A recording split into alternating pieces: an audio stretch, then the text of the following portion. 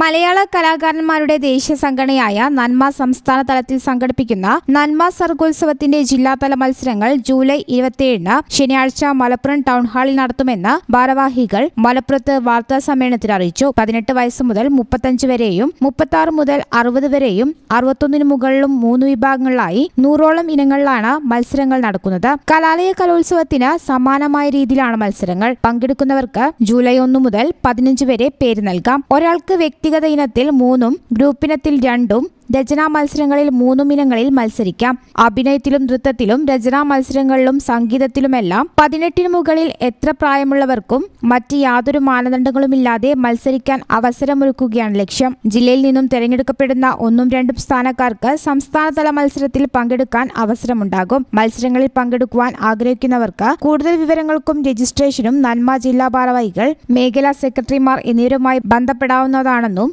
വാർത്താ സമ്മേളനത്തിൽ അറിയിച്ചു. മത്സരത്തിന്റെ മുറുക്കത്തിൽ നിന്നും മാറി സർഗോത്സവം സർഗപ്രതിഭകളുടെ ഉത്സവമാക്കി മാറ്റുവാനാണ് സംഘാടകർ ലക്ഷ്യമിടുന്നതെന്ന് സംഘാടക സമിതി ഭാരവാഹികളായ നന്മ മലപ്പുറം ജില്ലാ പ്രസിഡന്റ് ലുക്മാൻ അരീക്കോട്, ജില്ലാ സെക്രട്ടറി സജിത് പൂക്കോട്ടുപാടം, ഹനീഫ് രാജാജി, പ്രമോദ് തവനൂർ, ഹംസ മലയിൽ എന്നിവർ വാർത്താ സമ്മേളനത്തിൽ അറിയിച്ചു. News bureau, Malappuram.